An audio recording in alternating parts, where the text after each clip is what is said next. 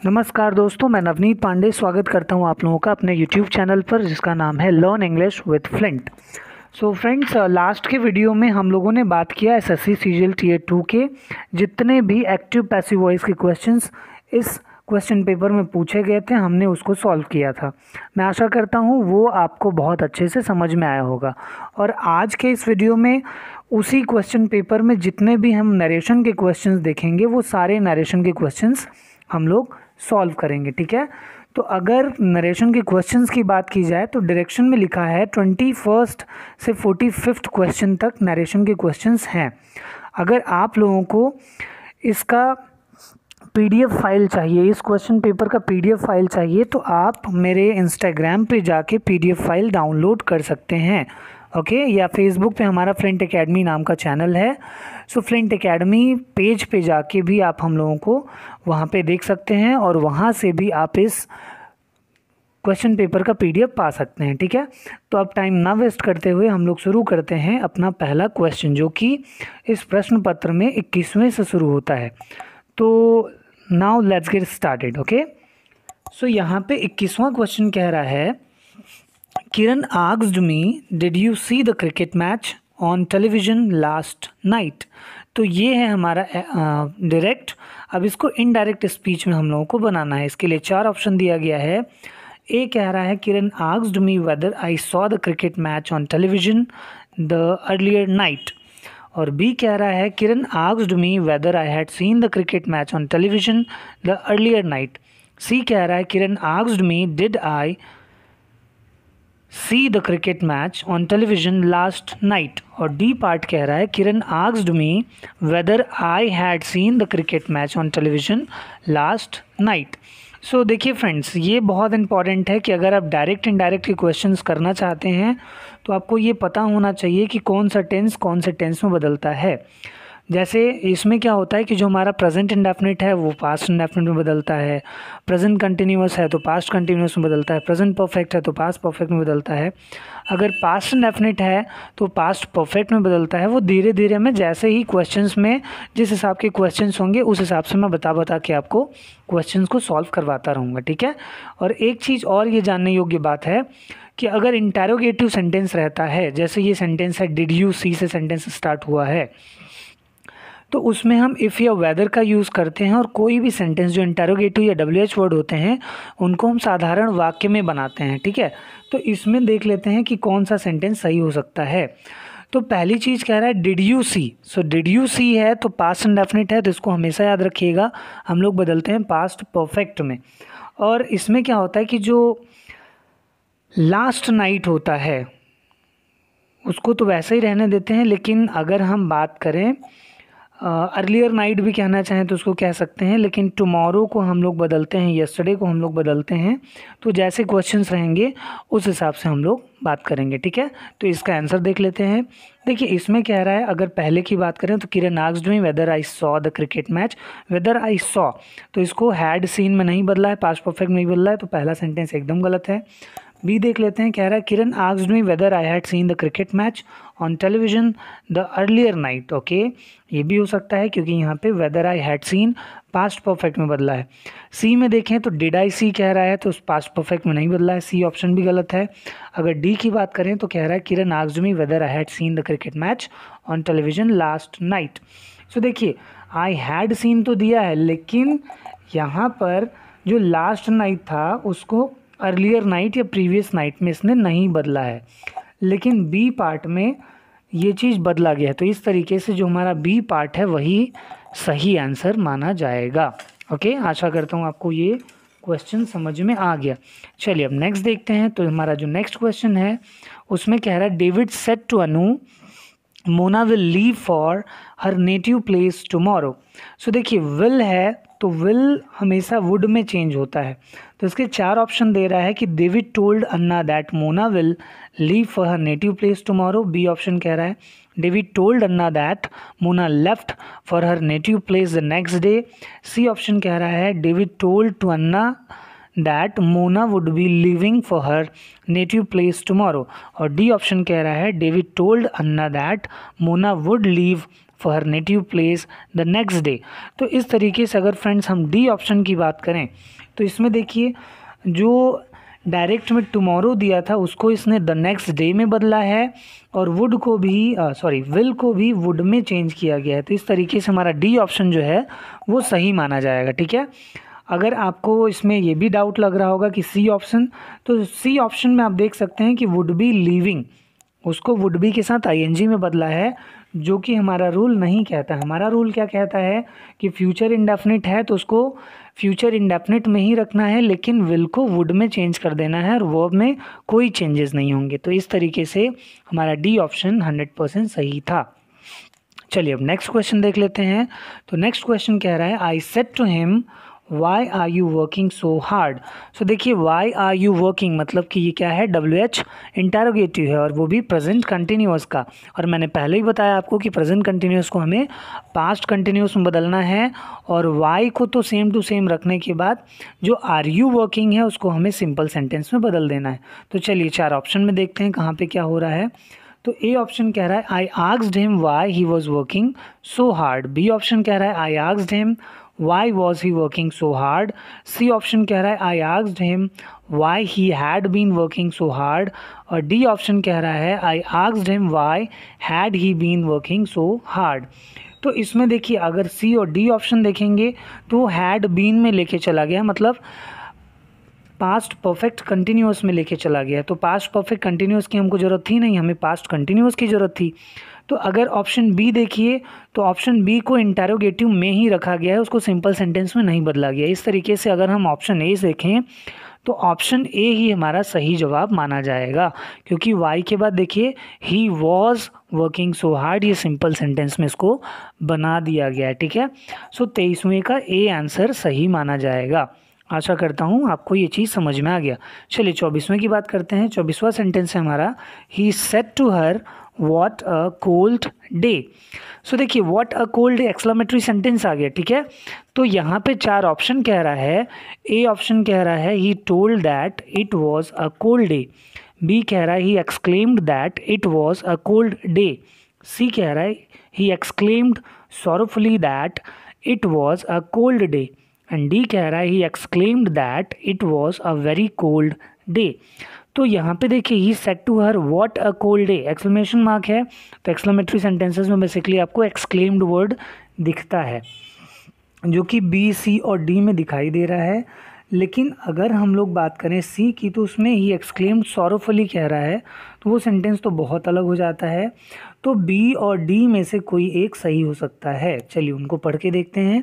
B कह रहा है he exclaimed that it was a cold day, लेकिन डी कह रहा है he exclaimed that it was a very cold day. तो इस तरीके से अ वेरी कोल्ड डे वाले सेंटेंस को सही माना जाएगा। तो 24वें का जो है डी ऑप्शन हमारा करेक्ट माना जाएगा। ठीक है, चलिए नेक्स्ट देख लेते हैं। अब नेक्स्ट कह रहा है द 25th क्वेश्चन है the tailor said to him will you have the suit ready by tomorrow evening.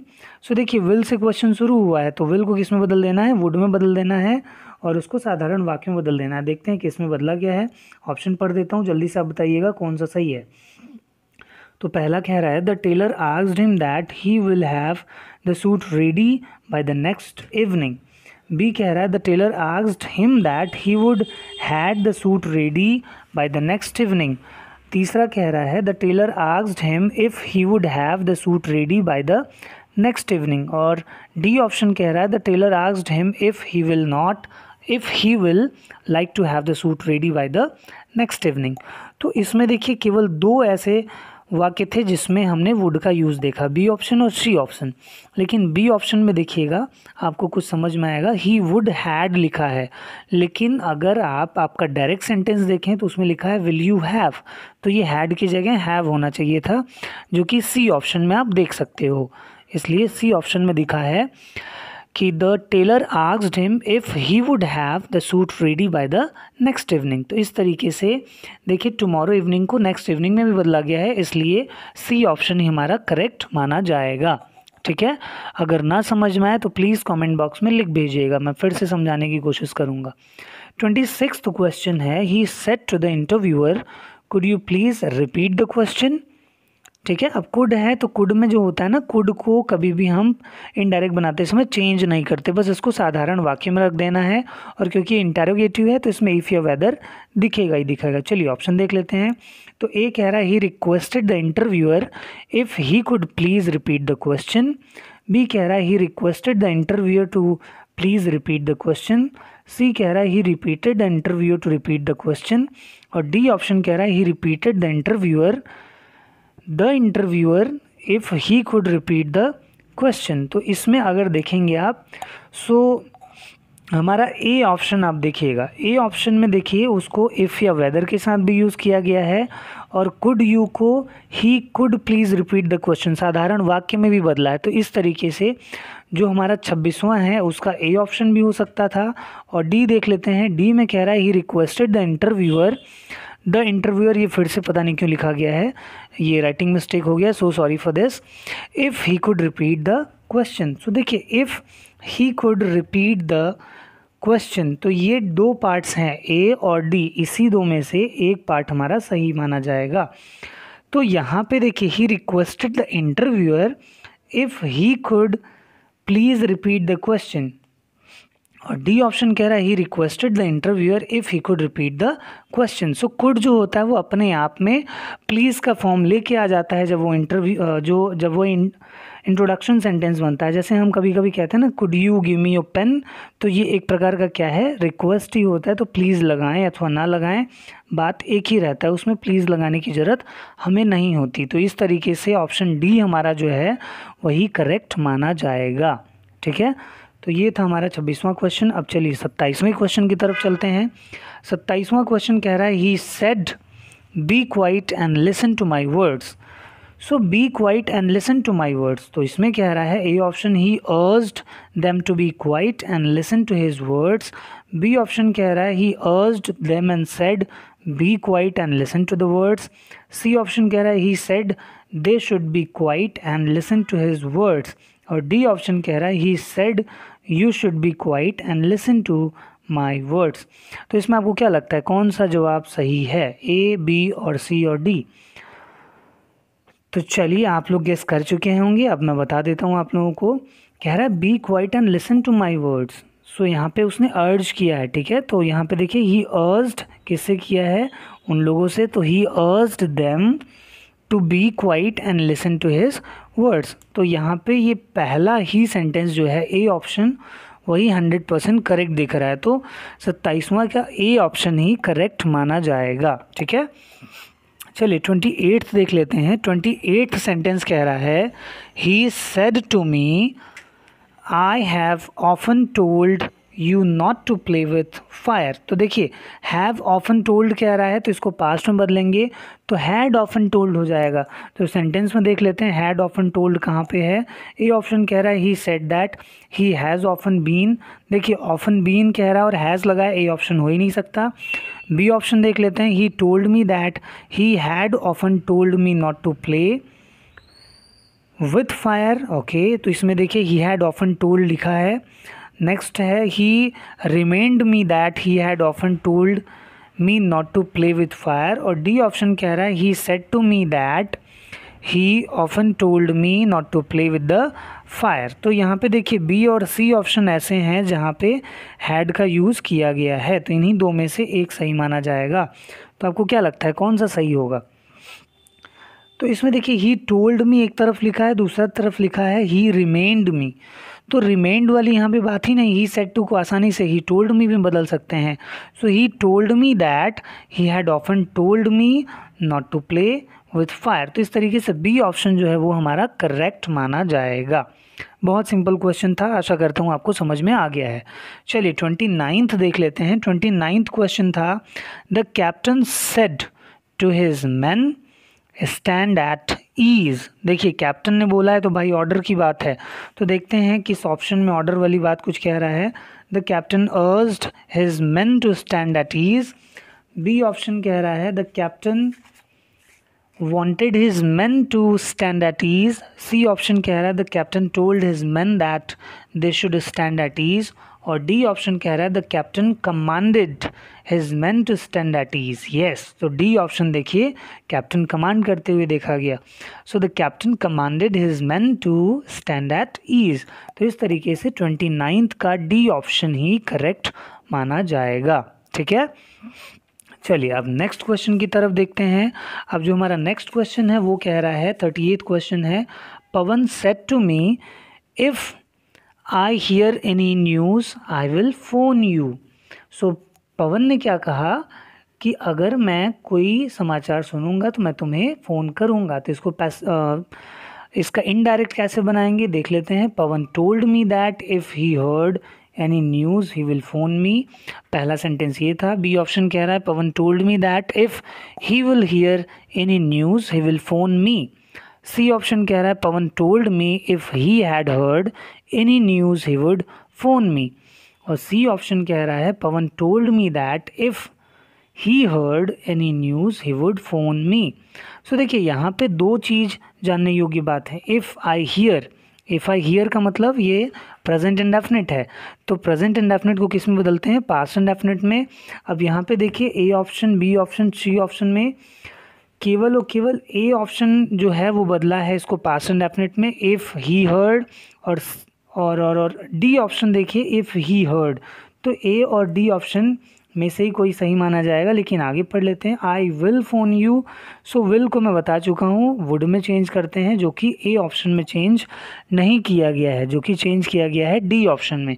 तो इस तरीके से डी ऑप्शन हमारा सही माना जाएगा। और इसका एग्जैक्ट सेंटेंस, इसका एग्जैक्ट इनडायरेक्ट नरेशन क्या होगा, Pavan told me that if he heard any news he would phone me. Okay, तो आशा करता हूँ ये सेंटेंस आपको समझ में आ गया। चलिए 31st देख लेते हैं। अब 31st सेंटेंस कह रहा है the teacher said to Mahesh congratulations wish you success in life. So देखिए टीचर ने महेश को कॉन्ग्रेचुलेट किया है, तो सीधा सीधा दिख रहा है कि टीचर कॉन्ग्रेचुलेटेड महेश। चलिए देख लेते हैं कहाँ पे है। ए ऑप्शन देख लिए, the teacher congratulated Mahesh and said with you success in life. Okay, B option कह रहा है the teacher wished congratulations and success in life to Mahesh. C option कह रहा है the teacher said congratulations to Mahesh and wished him success in life. और D option कह रहा है द टीचर, ये टू हटा दीजिएगा, ये टू अचानक से आ गया है, I am so sorry for this. So the teacher congratulated Mahesh and wished him success in life. So ये देखिए ए में भी कॉन्ग्रेचुलेटेड है और डी में भी कॉन्ग्रेचुलेटेड है, लेकिन कॉन्ग्रेचुलेटेड के बाद सेड ए में यूज़ किया गया है। लेकिन डी देखिए कितना अच्छा लिख रहा है कि the teacher congratulated Mahesh and wished him success in life. इस तरीके से डी ऑप्शन जो है वो हमारा करेक्ट माना जाएगा। ठीक है, चलिए 32nd देख लेते हैं। 32nd क्वेश्चन है द पुअर एग्जामिन सेड। यहाँ पे एग्जामिनी होना चाहिए क्योंकि देखिए एग्जाम्पल्स में वही दिए हैं। चलिए देख लेते हैं आगे। The poor examinee said oh God take pity on me. अब 4 ऑप्शन कह रहा है the poor examinee prayed God to take pity on him, ये था पहला। बी कह रहा है the poor examinee invoking God improve him to take pity on him. C option कह रहा है the poor examinee exclaimed that God take pity on him। और डी ऑप्शन कह रहा है the poor examine asked God to take pity on him। तो इस तरीके से आपको क्या लगता है कौन सा ऑप्शन सही माना जाएगा, बताइएगा जल्दी से। सो भगवान से बेसिकली लोग प्रार्थना ही करते हैं। अब यहाँ पे देखिए प्रार्थना का भाव अगर कहीं दिख रहा है तो वो है हमारा ए ऑप्शन, जिसमें कह रहा है the poor examinee prayed God to take pity on him. तो इस तरीके से 32वीं का जो है वो ए ऑप्शन सही माना जाएगा। ठीक है, इतना सिंपल सा क्वेश्चन था। चलिए 33rd देख लेते हैं। अब 33वां क्वेश्चन कह रहा है where will you be tomorrow. I said in case I have to ring you. ठीक है, अब इसको हम लोगों को क्या करना है, इसका इनडायरेक्ट बनाना है। और 4 ऑप्शंस दिए गए हैं। I asked where you will be the next day in case I will ring him. B option कह रहा है I asked where he would be the next day in case I had to ring him। C option कह रहा है I said to him where he will be in case I have to ring him। और D option कह रहा है I inquired about his whereabouts the next day in case I would have to ring up। सो इस तरीके से A option और D option जो हैं उसमें देखिए विल को वुड में चेंज किया गया है, लेकिन डी ऑप्शन अगर आप पढ़िए तो वो सेंटेंस बहुत अजीब लगेगा आपको। देखिए whereabouts the next day, अजीब लग रहा है डी सेंटेंस। तो इस तरीके से ए ऑप्शन जो हमारा है वो करेक्ट माना जाएगा। ये ट्रिकी इंग्लिश, इसमें अगर ऐसा करेंगे तो आप टाइम नहीं लगेगा, आसानी से हम लोग आंसर कर लेंगे। चलिए अब ट्रिकी इंग्लिश का यूज़ कर करके हम लोग आगे के क्वेश्चंस करेंगे, क्योंकि एग्जाम में क्या है कि जल्दी जल्दी क्वेश्चन सॉल्व करने होते हैं, टाइम बहुत कम रहता है। देखिएगा नेक्स्ट क्वेश्चन। सो 34th कह रहा है Sita said to me can you give me your pen. A option कह रहा है Sita asked me can I give her my pen. B option कह रहा है Sita asked me if I can give me your pen. C option कह रहा है Sita asked me if I could give her my pen. और डी ऑप्शन कह रहा है Sita asked me if I give her my pen. सो देखिए कैन जो है, कैन को कुड में बदलते हैं, और आप चारों ऑप्शन में केवल सी ऑप्शन देख पा रहे हैं जिसमें कुड में बदला गया है। तो इस तरीके से सी ऑप्शन 100% करेक्ट होगा, ज़्यादा पढ़ने की ज़रूरत है ही नहीं, ठीक है। सो ट्रिकी इंग्लिश का यूज़ करिए, जल्दी से आंसर ले लीजिए। चलिए अब 35th देख सकते हैं। क्वेश्चन कह रहा है the father warned his sun that he should be aware of him. अब देखिए ये हमारा क्या है, इनडायरेक्ट है, अब इसको डायरेक्ट में चेंज करना है। तो पहला ऑप्शन कह रहा है the father warned his son before of him. B option कह रहा है the father warned his son watch the chap. C option कह रहा है the father warned his son be careful about him. और डी ऑप्शन कह रहा है the father warned his son don't fall into the trap. तो अगर आप ऑप्शन ए देखें और ऑप्शन ए का आप अगर इनडायरेक्ट स्पीच बनाएं तो सेम टू सेम वही सेंटेंस आएगा जो 35वें में दिया गया है। तो इस तरीके से ए ऑप्शन 35वें का सही माना जाएगा, ठीक है। चलिए 36वां देख लेते हैं। 36वां है Manna asked Rohan have you set in a trolley bus before. देखिए सेंटेंस क्या है, हैव यू, तो इफ़ या वेदर का यूज़ होना है और उसके बाद हैड का यूज़ होना है। तो चलिए देखते हैं इन चार ऑप्शंस में से इफ़, वेदर या हैड का यूज़ किस में किया गया है। तो पहले में देखिए ए ऑप्शन में कह रहा है वेदर ही हैड सेट, चलिए पहले में यूज़ किया गया है। दूसरा कह रहा है रोहन हैड, देखिए इफ़ या वेदर यूज़ नहीं किया गया है। सी ऑप्शन कह रहा है इफ़ ही सेट, यहाँ पे देखिए इसको हैड में नहीं चेंज किया गया है। और डी ऑप्शन भी देखिए इफ़ ही हैज़, सो इसको भी आपने हैड में चेंज नहीं किया है। तो इस तरीके से हमारा जो ऑप्शन ए है वही फिट बैठता है। तो बिना ज़्यादा टाइम गवाए 36वें का ए ऑप्शन आप लगा सकते हैं। सोचिए इतना अच्छा क्वेश्चन है, इतना सिंपल क्वेश्चन है, 2 मिनट में आप आंसर ले सकते हैं। चलिए ट्रिकी इंग्लिश के साथ आगे के क्वेश्चंस भी सॉल्व करते हैं। 37th क्वेश्चन कह रहा है Farhan asked Geeta could you lend me 100 rupee until tomorrow. So देखिए कुड है, तो कुड को मैंने बताया था कुड को चेंज नहीं करते हैं। तो ऐसा सेंटेंस हमें देखना है जिसमें कुड रहे और टुमारो को हमने किस में बदल देना है, नेक्स्ट डे में बदल देना है। तो चलिए पहला सेंटेंस देख लेते हैं। Farhan asked Geeta whether she could lend him 100 rupee until tomorrow. B option कह रहा है Farhan asked Geeta whether she could lend him 100 rupee until the next day. और डी ऑप्शन कह रहा है Farhan asked Geeta whether she could lend me 100 rupees until the next day। और D option कह रहा है Farhan asked whether Geeta could lend me 100 rupees until the next day। तो 37वें का आपको क्या लगता है कौन सा ऑप्शन सही माना जाएगा? सॉरी। तो यहाँ पे अगर आप देखें बी ऑप्शन, सो बी ऑप्शन क्या कह रहा है कि फरहान आस्क्ड गीता, अब देखिए कुड से क्वेश्चन है तो इंटरोगेटिव में इफ़ ये वेदर यूज़ होना है, वेदर यूज़ किया है। She could land me 100 rupees भी यूज़ किया गया है, एकदम सही है। अंटिल, अब देखिए टुमारो को नेक्स्ट डे में बदल दिया है। तो इस तरीके से हमारा बी ऑप्शन जो है वो 100% सही माना जाएगा, ठीक है। इतना सिंपल ये सेंटेंस था। चलिए 38 देख लेते हैं। 38 जो हमारा क्वेश्चन है वो कह रहा है what about going for a swim, he said it's quite fine now. 4 option कह रहा है he asked me what about going for a swim as it was quite fine then. B कह रहा है, यहाँ पे देम लिखा है, ये देन होना चाहिए था, ठीक है। नेक्स्ट है he proposed going for a swim as it was quite fine. C option कह रहा है he suggested going for a swim as it was quite fine. और डी ऑप्शन कह रहा है he advised to me go for a swim as it was quite fine. अब देखिए simple सा है, कितना अच्छा क्वेश्चन है, एक वर्ड से क्वेश्चन सीधा सीधा समझ में आता है कि नाउ को कहीं भी न ही लिया गया है न ही देन में बदला गया है, केवल पहला ऑप्शन है जिसमें नाउ को देन में बदला गया है। और आप ये जानते रहिएगा कि डायरेक्ट से इनडायरेक्ट बनाते समय नाउ को देन में बदलते हैं। तो इस तरीके से ट्रिकी इंग्लिश में आप डायरेक्टली क्वेश्चन पढ़ के ए को ऑप्शन सही लगा सकते हैं, ए ही हमारा सही आंसर माना जाएगा। ठीक है, चलिए नेक्स्ट देख लेते हैं।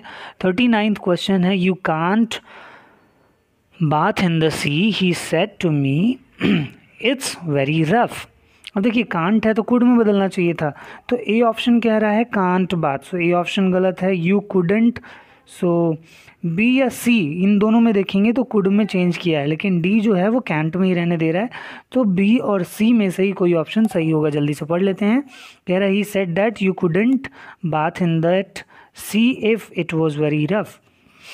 डी ऑप्शन कह रहा है he said that I couldn't bath in that sea as it was very rough। सो देखिए बी ऑप्शन कह रहा है if it was very rough, लेकिन आपका जो डायरेक्ट सेंटेंस उसमें इफ़ वाली कोई बात ही नहीं है, तो इस तरीके से 39वें का सी हमारा जो है वो करेक्ट आंसर माना जाएगा। ठीक है, इतना सिंपल ये सेंटेंस था। चलिए 40th देख लेते हैं। 48 क्या कह रहा है, Jagdish said we passed by a beautiful lake when we went on a trip to Goa. देखिए वी पास्ड है, वी पास्ड मतलब पास्ट इंडेफिनिट, तो इसको किस में बदलना था, पास्ट परफेक्ट में। चारों ऑप्शन में हम लोग देखते हैं पास्ट परफेक्ट में कहाँ कहाँ बदला है।